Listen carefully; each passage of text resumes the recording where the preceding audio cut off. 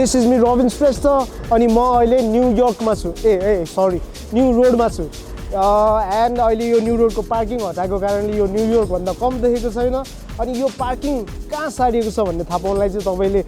video फुल हेर्नुपर्ने हुन्छ अनि हामीले सोधेको थियौँ कि यो पार्किङ हटाएको कति राम्रो हो नराम्रो हो भनेर हामीले पब्लिकलाई सोधेको थियौँ अनि उहाँहरूको डिसिजन चाहिँ या भनौँ उहाँहरूको भ्यू के कस्तो रहेको छ हेर्नुहोस् तपाईलाई यो बालेन्साले जुन न्यु रोडको पार्किङ हटाउनु भएको छ कस्तो लागिरहेछ तपाईलाई जस्तो पहिलेहरू पार्क जताभाइ अब के अरे बाइकहरू राखेकोले गर्दाखेरि कन्जस्टेड थियो मान्छेलाई आउन जान होइन अब अहिले अब हटाएकोले गर्दाखेरि खुल्ला ठाउँ सफा ठाउँ देखिएको छ त्यसैले गर्दाखेरि राम्रो लागेको छ पार्किङ हटाउँदाखेरि एकदम धेरै राम्रो छ तपाईँको किनकि मान्छेलाई अब प्लस ठाउँ पार्किङ गरेर अलिकति हिँड्दाखेरि अब स्वास्थ्यमा नि फाइदा भयो प्लस वातावरणको हिसाबले पनि एकदम राम्रो छ तपाईँको अनि व्यापार व्यवसायमा कस्तो असर परिरहेको व्यापार व्यवसायमा त असर त परेकै छ तपाईँको होइन अब असर पऱ्यो भने सिस्टम बसाउनु पऱ्यो नि त तपाईँको मान्छेले बुझ्नु पऱ्यो तपाईँको असर त अभियसली परि नै हाल्छ तपाईँको पार्किङ भनेको पार्किङमै गर्दा चाहिँ अलिक राम्रो हुन्छ त्यसरी रोडमा त्यसरी गर्नुभन्दा अलिकति मान्छेहरूलाई कन्जस्टेड पनि भयो होइन हिँड्न उड्न पनि त्यही हो अनि मलाई चाहिँ ठिक लागिरहेछ अहिले अब हामी पहिला यो ठाउँमा आउँदाखेरि चाहिँ निकै नै कन्जस्टेड हुन्थ्यो नि त ठाउँ अनि टाइम पनि धेरै नै वेस्ट हुन्छ कि त्यो कन्जस्टेड ठाउँमा हिँड्नलाई अनि कतिचोटि चाहिँ यहाँनिर त्यो पार्किङको कारणले कति एक्सिडेन्टहरू पनि भइरहेको हुन्छ अनि त्यो चाहिँ अहिले नभएको देखेछ अनि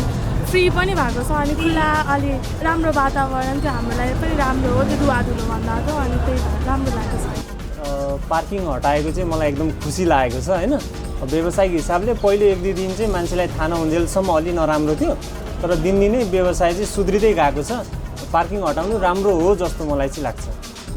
अनि यो अहिलेको सिचुएसन कस्तो देखिरहेछ सिचुएसन खास केही छैन सिचुएसन त आउने त यो 11-12 बजे पछि मान्छे नै आउने हो होइन पार्किङले खास त्यो भिडभाडमा त हुन्छ हटाएर त राम्रो काम गरिदिन्छ यता पुरै लाइनै थियो के भन्छ मोटरसाइकलको अनि कारको अब ठिकै छ अब पुरै फ्री रोड भयो त्यसपछि आफ्नै के भन्छ मोटरसाइकलहरू अनि कारहरू आफै पुरै जान सक्छ एकदम यो डिसिजन राम्रो हो कि होइन त ठिकै छ राम्रो छैन राम्रो छ यो राखेको एकदम राम्रो छ यो खुला भएको जाति छ त्यहाँ पार्किङ भएको छ नभए थप्लान पनि अरू पनि असुविधा भयो न त्यो खुला भएर व्यापार भएन भने गराउनु मिल्दैन जस्तो लाग्छ मेरो विचारले चाहिँ बाटो सफा भएर मान्छे आवाजाही गर्न पाइयो अब यो जाम हुने हिसाबले चाहिँ यो ट्राफिक यो पार्किङ हटाएको चाहिँ सही हो तर व्यापारिक दृष्टिकोणले हेर्दाखेरि चाहिँ व्यापारीहरूलाई पनि मर्का परेको छ होइन हामीले अब एउटै मात्र पक्षलाई मात्रै हेरेर पनि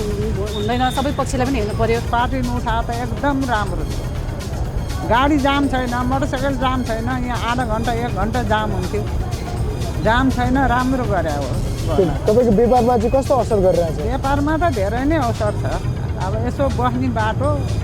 समय कटाउने काल पर्खिने त्यति हो यसो चिया खर्च अलिअलि उठ्छ so that was the public reaction guys अब यो म तपाईँहरूलाई चाहिँ पार्किङ गर्ने ठाउँ देखाउँछु है त यो चाहिँ सुन्दर हाम्रो धराराको अगाडि अवस्थित छ काठमाडौँ मलको साइडमा अनि यहाँ चाहिँ तपाईँले पार्किङ बाइक मात्र पार्किङ गर्नु मिल्छ यो ठाउँमा चाहिँ अन्ली बाइक अनि गाडीको लागि चाहिँ कहाँ पार्किङ गर्नुपर्छ आउनु म तपाईँलाई देखाउँछु त म लिएर जान्छु so this is the second spot guys यहाँ चाहिँ गाडीहरू पनि पार्किङ गर्नलाई फ्री गरिएको छ एन्ड यो सँगसँगै हामी भिडियोको इनमा पनि आएको छौँ तपाईँहरूलाई चाहिँ के लाग्छ यो डिसिजन कतिको राम्रो थियो राम्रो थिएन